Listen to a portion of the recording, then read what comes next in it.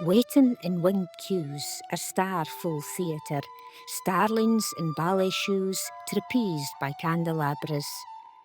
A bird's-eye view, magpie stole binoculars. In faded crews, flocks for sky's jam jars. In flurries like screws, tracing conductors. Mimicking baton cues, shuffling structures. O pageant's tattoos, sewing Ludes punctures, sashes white and blue, needlework o' splinters.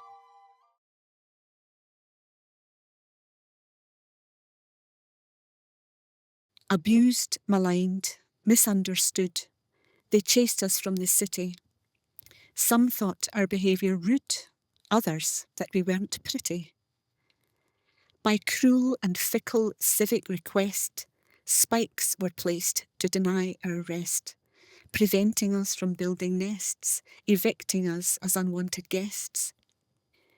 Pushed out to the countryside with numbers much reduced, we're free to peacefully abide and set our true nature loose. We might not sing like blackbirds or have the elegance of swans with our iridescent plumage of purple, green and bronze. But watch us when we murmurate. We aren't just a swarm. We swoop and shape and move the air. How beautifully we perform. Our magic conjures images, hypnotic, intricate, lush, soaring over fields and villages, surpassing sparrow and thrush. Such cryptic choreography does dazzle and inspire. With whooshing, whistling sounds, we make a morphic avian choir. And now you know our story. We are the dancers of the sky, unrivalled in our glory, shimmering sternidae.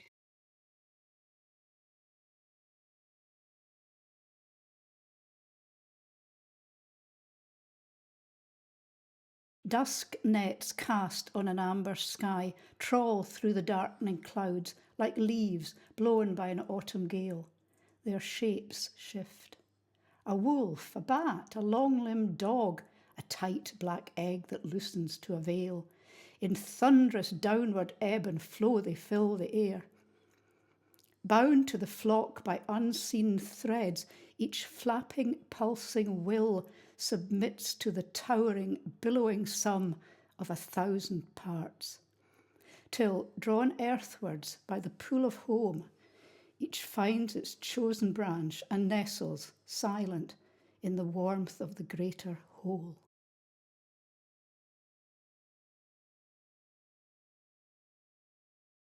Gli stonni sono individui intelligenti, di voce grande, imitatori eccellenti.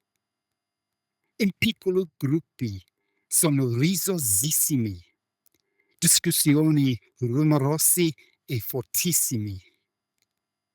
In migliaia, tuttavia, è capace di creare qualcosa unica e vivace.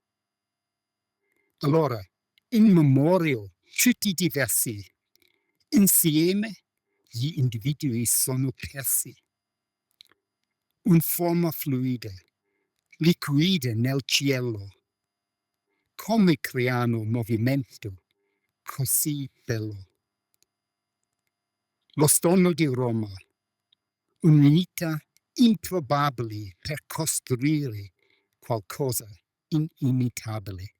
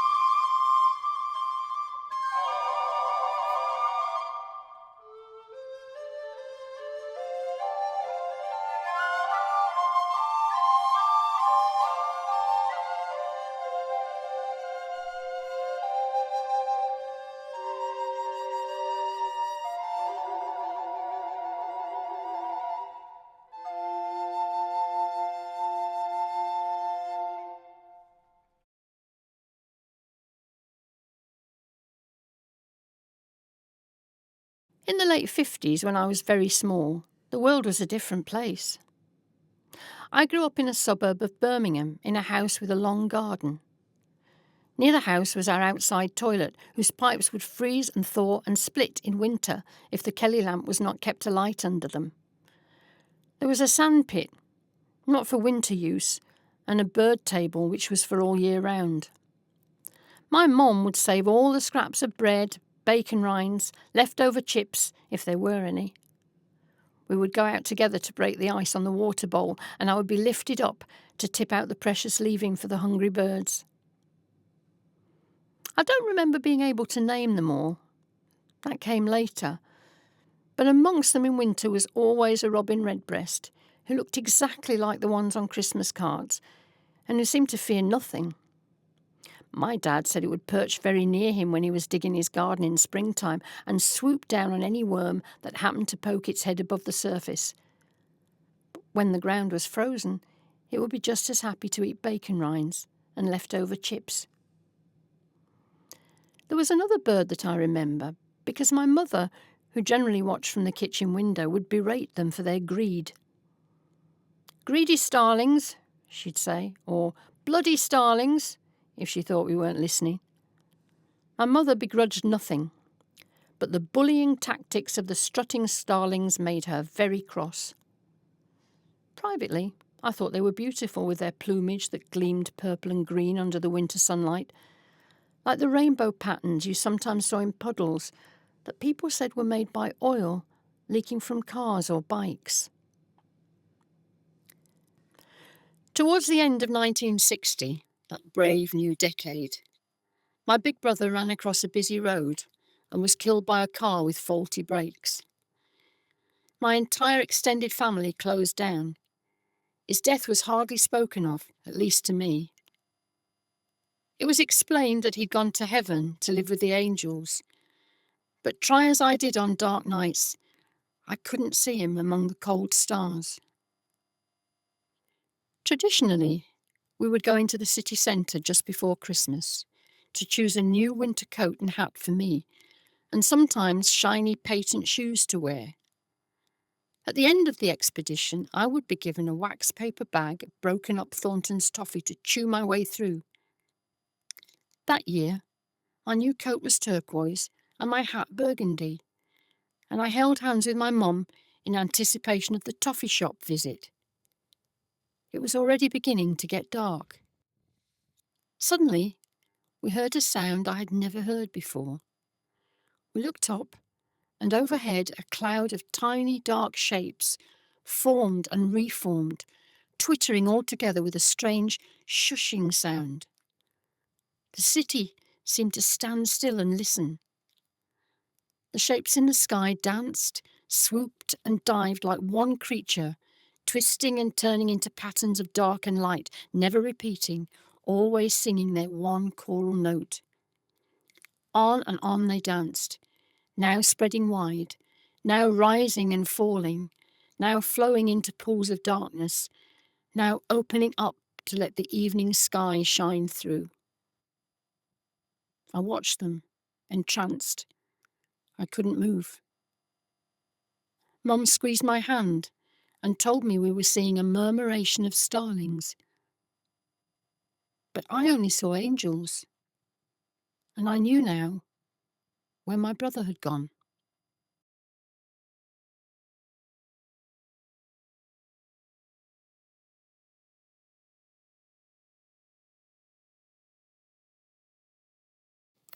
My new start beckons as I get off the bus in Oban. Anonymous was a woman, after all. Here, I could be anyone. I make my way to the bus stop marked 2, as instructed by Google, and look for the timetable marked Sunday. There are no times listed. A woman walking down the street calls over. "Where are you off to?" "Easdale." "The island?" "Nae buses there today. It's Sunday." Of course. What an idiot.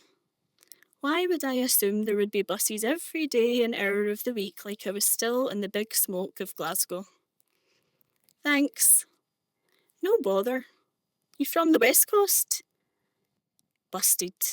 I'd need to go a bit further than Oban to be anonymous. A minute later, I shuffle into the taxi office across the road.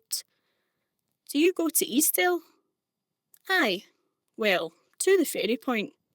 I can take you now, the man behind the desk says. Outside, the wind bites at my cheeks. The memory of that morning's Glasgow sun, a distant memory. I feel like I'm passing through the elements to a new world. Inside the building, there is a big sign that says, "Call the ferry," with 2 buttons underneath. It looks like each button has been signposted at one time, but the felt tip pen that labelled them has since dissolved into illegible black squiggles. How am I supposed to know which button calls the ferry? I feel like I'm in a Black Mirror episode and fear the outcome of choosing the wrong one. So I press both. I walk back outside and I think I can hear voices. Yes, there are people. 2 men in waterproofs heading to the pier. As they get into the boat, my stress dissolves. Moments later, they're on my side.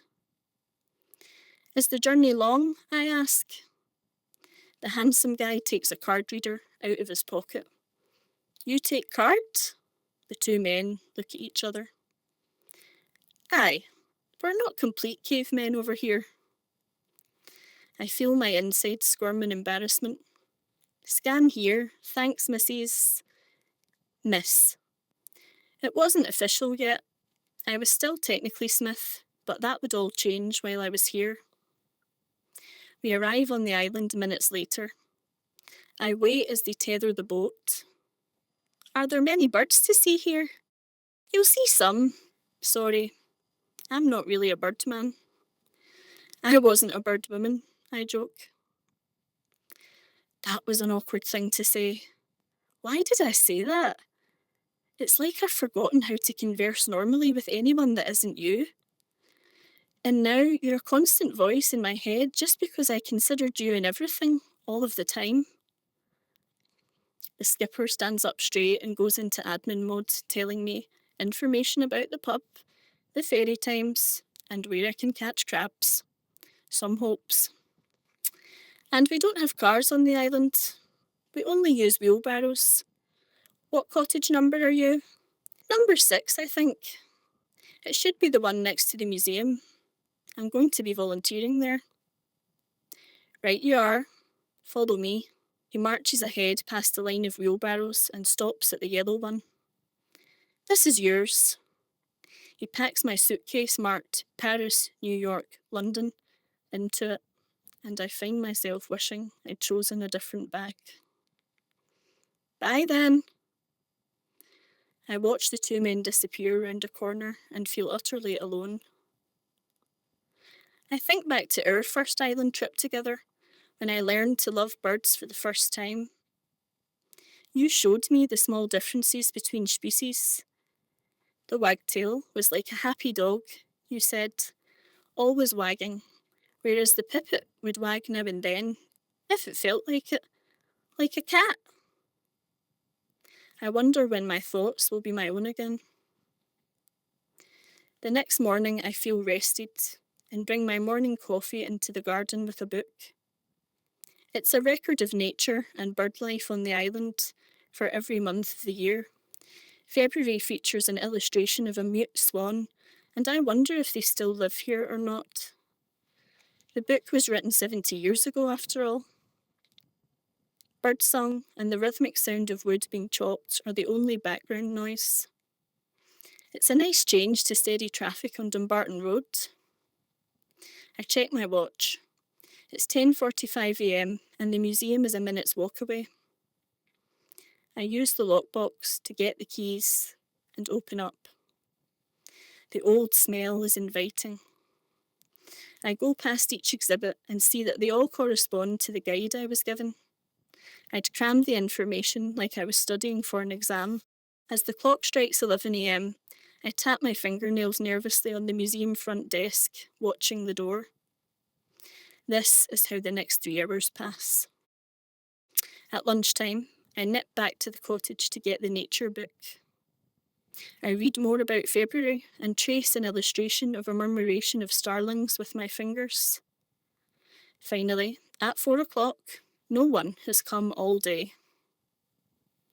I lock up, and in the stone's throw between the museum and the cottage, a mute swan glides past, turning her slender neck to look at me. I take a photograph, and then I remember, I can't share this with you. The next morning, I open at 10:55 a.m. It is silent again. I resist turning on the radio as I would at home.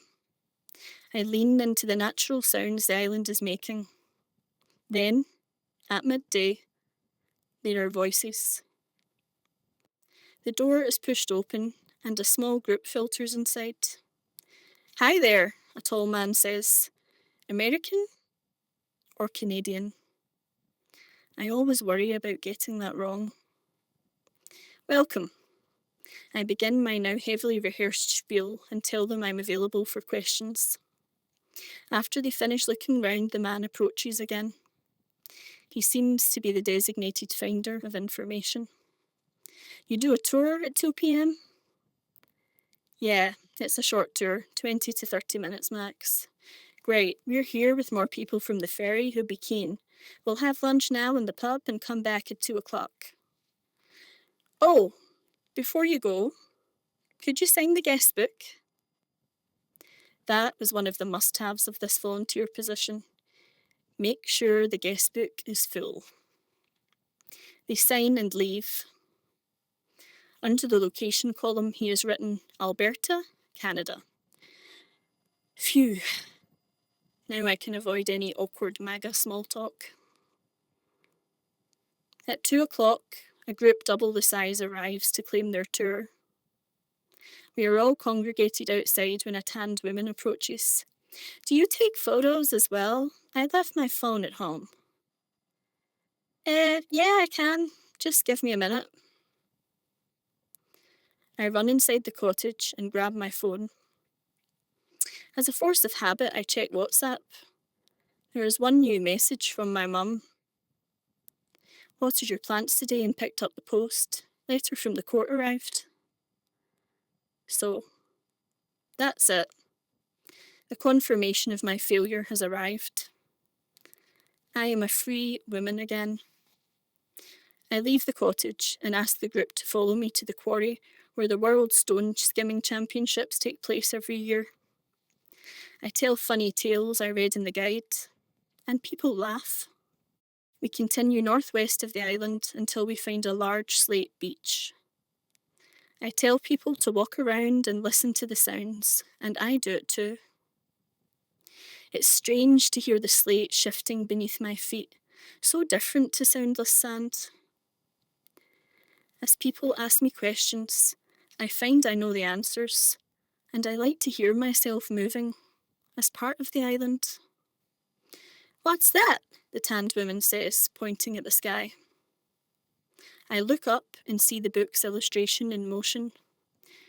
"Ah, that's a murmuration. A murmuration of starlings." As they fly onwards, I wonder, do you still look up?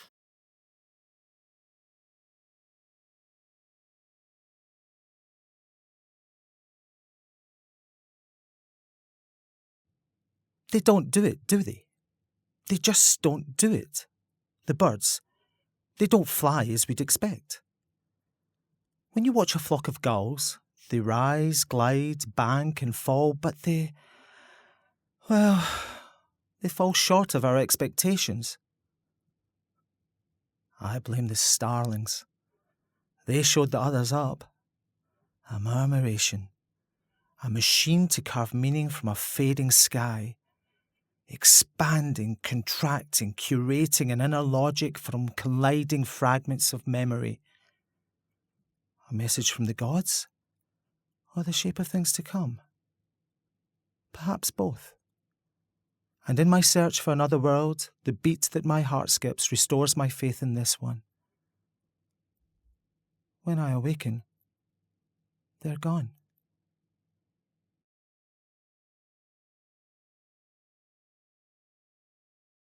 We rolled as one. 3 children spiralling down the soft green turf of the moat, long given over to gentler pastimes than defending the castle looking down on us. A Sunday afternoon outing. The small flock carried in the Austin 1800, the colour of the butterscotch Angel Delight we'd finished off after the mountains of roast potatoes to fill our hollow legs. The thick Benson and Hedges fog camouflaged the contents of the car to any passers-by as we set off from our Alnwick home along the Northumbrian coast road to Warkworth, ready to bound out and start the afternoon's activities.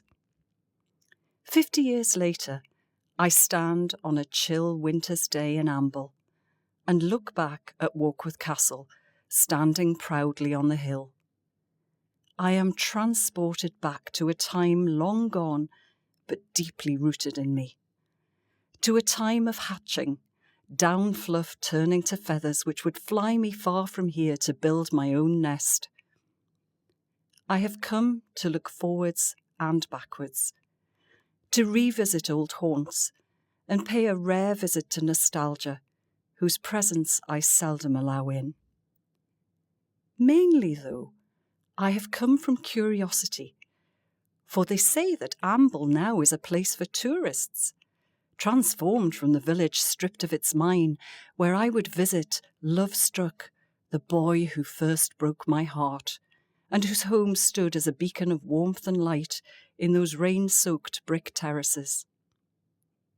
The streets are still there, but now they form a trail, the boardwalk, punctuated by bird-themed sculptures which surprise the eye and delight the imagination. One of them is a murmuration, a steel sphere of interlocking birds in flight, which I stand inside and play with sound and light, turning this way and that. I am a starling amongst my flock, creating patterns in the air to the amusement of those who stop to watch and Instagram. And then I see it. A small but definite murmuration, not of starlings, but of lapwings, which rise and swoop low over the estuary, forming and reforming as they appear to play.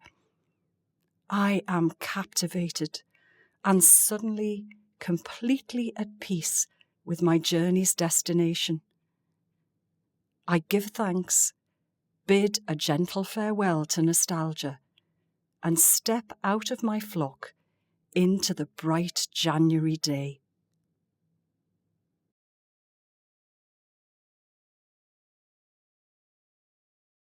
We did not expect to see them here. The day was miserable, plans blotted out by clouds, erased by rain. But now the sky has cleared, though the rain still clings to us in tiny beads. And as we look up, we see them, starlings. Like dancers they move, in formation, black silhouettes against a reddening sky. Silently, we tighten our hold on each other, afraid one word will end the spell, and squeeze so tight that our flesh bears the imprint of each other's hand. During the day, we hardly noticed them, though we heard their chatter amongst the branches, and saw a glimpse of beady eyes regard us through the trees. We were looking for more exotic things.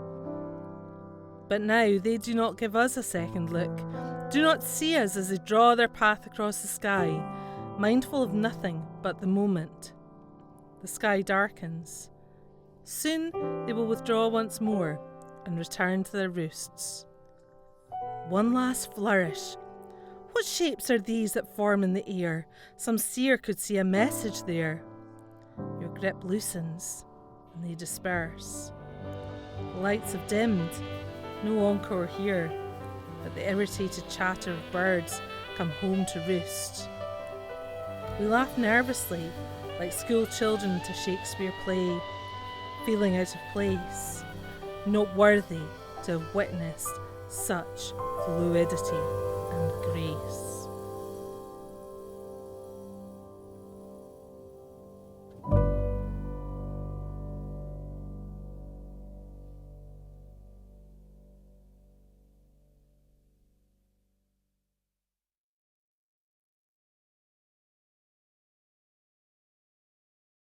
A shape-shifting, formation-flying, awesome spectacle of precision movements. A twisting, turning, swirling and whirling mass of starlings absorbed in a musical, lyrical, rhythmical dance of ever-changing shadows. The intensity of sound increasing with the speed of the flock, drowning out the gasps of admiration from the onlookers. A breathtaking, elongated celebration of the end of the day. It's a starling thing.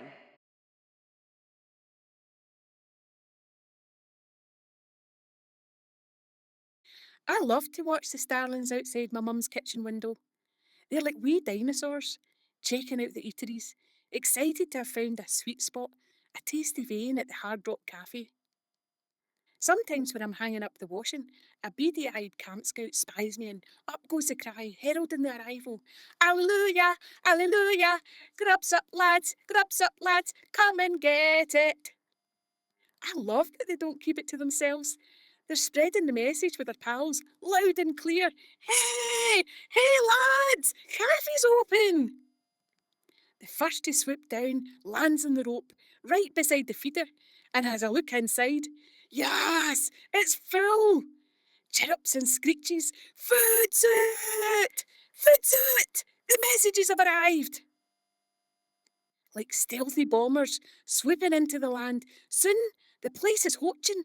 Everyone taking turns, in and out, wings flapping, wild acrobatic moves, clinging to the rim, stabbing and piercing their favourite treat, or strutting around on the ground, picking up the manna falling from heaven.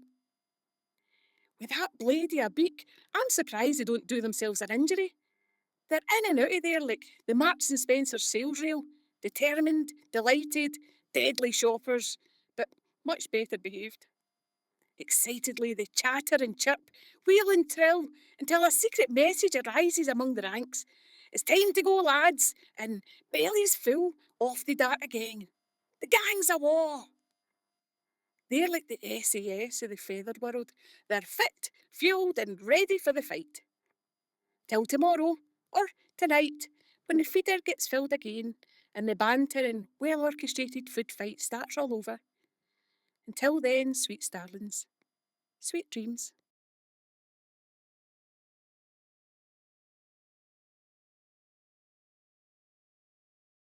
Birlin' and skirlin', weaving and leaving moving pictures o' dolphins and silver-backed gorillas there, then diving and spiralling swiftly doon and roon aboot, making other exotic beasts or craters, depending what the eye can see or know.